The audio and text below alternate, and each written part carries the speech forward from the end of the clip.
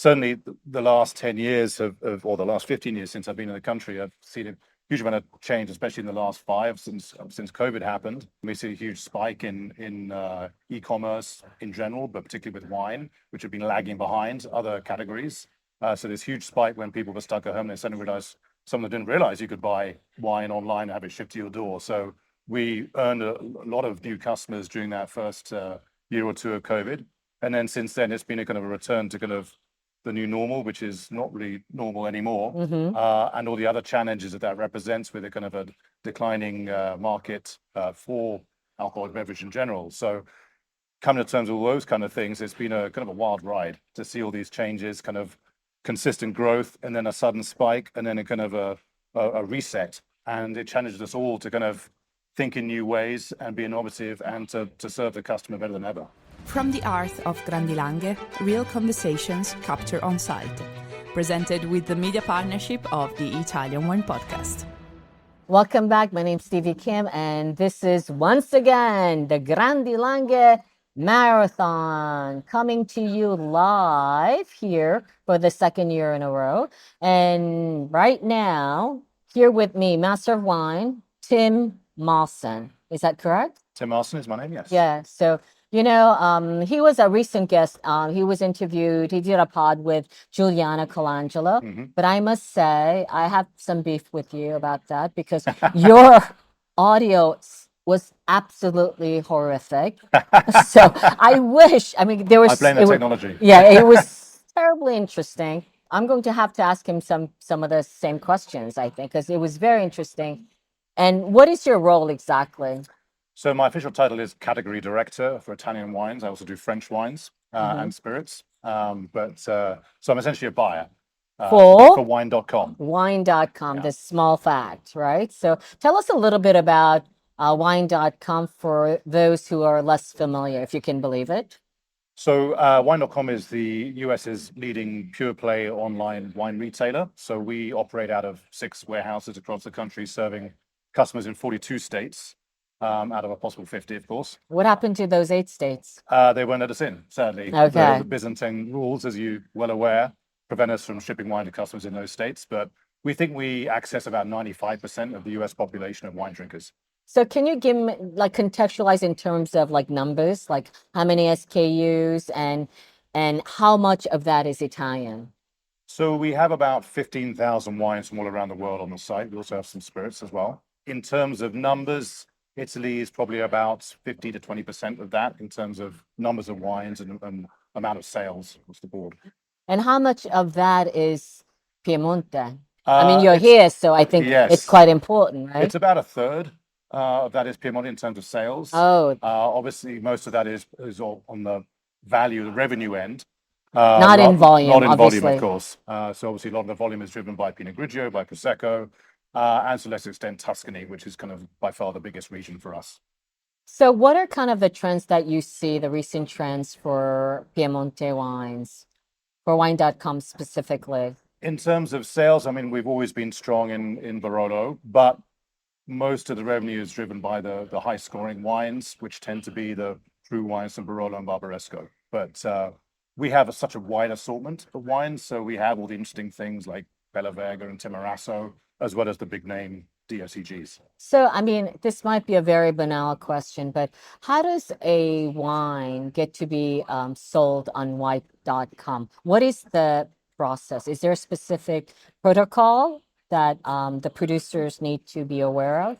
So the most important thing is that they have an importer and distributor in the states where we operate. So we like to think of ourselves as a 3-tier e-commerce business, which means that we are buying through the 3-tier system. We like to leverage what the distributors have in stock and open that up to our very wide customer base. So we're basically buying small quantities of a very large number of different wines rather than the inverse. So the large quantities of a small number of wines. So very different from a traditional bricks and mortar retailer. It's more like the Amazon approach where we kind of offer everything and let the customer choose, and we help them to find what they're looking for. So you're here and you're looking for wines, but you don't actually make the acquisition. You don't acquire for them, purchase from them directly. Is that correct? On the whole, no. The opportunity here is to connect with the wineries directly, because obviously we're working with their US representatives. Mhm. And so to get to meet the winemakers, to meet the principals, to taste the new vintage, to appreciate what they do more firsthand, helps us improve our assortment and have a better relationship and communicate that onto the customer. So I know it's a question that Julian had asked you during the pod. What is the average price of the wine.com sales and typical, purchase? It's around $35 a bottle, So which that's quite high, it's very actually, high. I mean, they're right? about 3 times the national average for retail. So we are very much a kind of premium luxury business. Our customers gravitate towards the better wines. That doesn't mean we don't sell a lot of less expensive wine, but we also sell quite a lot of very expensive wine. Because we open up access to these wines, it's very easy to buy from us. It's easy to have wines shipped to customers' doors. It means that when you offer this, then they discover it and they find it, and we have a very wide spread of price points. Of course, these are challenging times, right? So, Right. and I reckon also with wine.com. So how are you addressing, the foreign exchange fluctuation, the tariffs, the less consumption in general? How are you addressing all of these issues as wine.com? Well, because we are part of the three-tier system, operating as we do, we are kind of at the mercy of how importers and distributors manage those pricing, the pricing challenges. So tariffs, foreign exchange rates, that is up to them to kind of negotiate. And we see a very wide range of approaches. Some have been able to absorb it completely, others have passed it through completely. So we see a wide spread. There's little that we can do.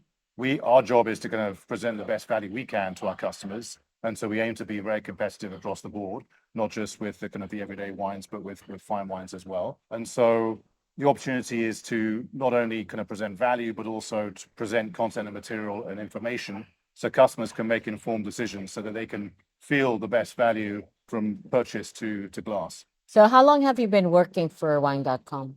It'll be 10 years this April I've been there. So a long Wow. time. Yeah. And prior to that, what were you doing? I was working for a couple of other small companies in the US, focused on the kind of not winery direct to consumer, but to shipping wines direct to people's homes. So you were always based at stateside? Nope, I moved there in 2011. Okay. So the first part of my career was in the UK, where I'm from originally, as you can tell. So I was based in London. I was working for retailers, both large and small, importers, distributors, and then moved out to California in 2011. So like in these 10 years, what are kind of the major trends that you've seen, and where is it heading the next 5 years, do you think?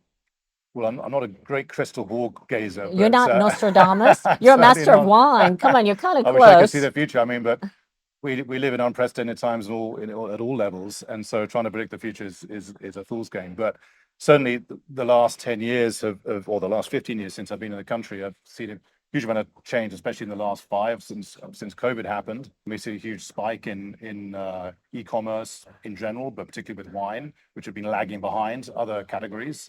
So this huge spike when people were stuck at home, they suddenly realized, some that didn't realize you could buy wine online and have it shipped to your door. So we earned a lot of new customers during that first year or two of COVID.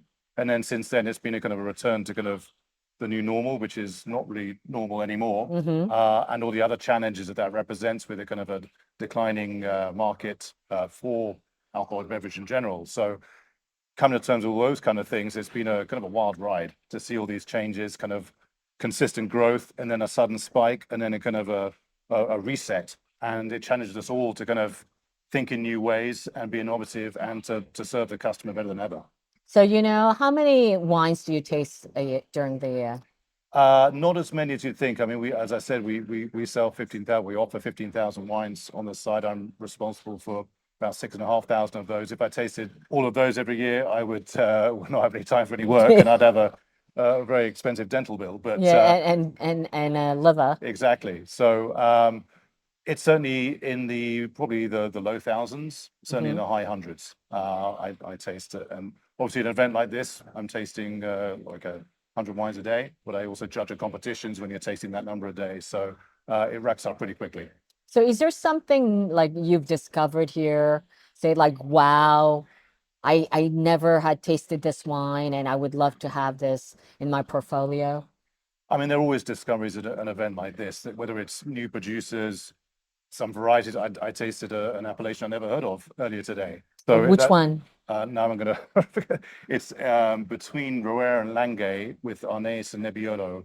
And I'm going to blank on the name right now. I need to check my notes down there. But I'd never heard of it before. And that's the joy of Italian wine. Is I always Trioca? discovering. No. Colli. Whatever. But I'll dig it out. But that's the fascinating thing. It's like, well, you think Italian wine, there's always something new to discover. There's a region, a variety, an appellation, a DOCG no less, that I'd never come across before, and the wine was delicious. So that's the fun of Italian wine. And I know it's completely unfair, but what is your favorite Piemonte wine? I mean, I hate picking out single producers or single wines, but since coming to this event for the first time last year, appreciating Nebbiolo in all its forms is a non-stop kind of joy.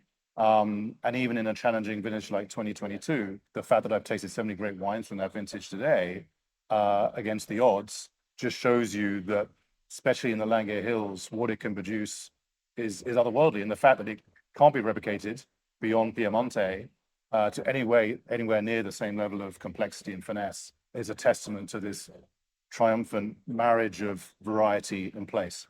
So on a personal note, what is it that you're against social media? Because your digital imprint is almost non-existent. Deliberately so. Well, LinkedIn, you're on LinkedIn, so everyone go attack him on LinkedIn. But he's very slow. Yes.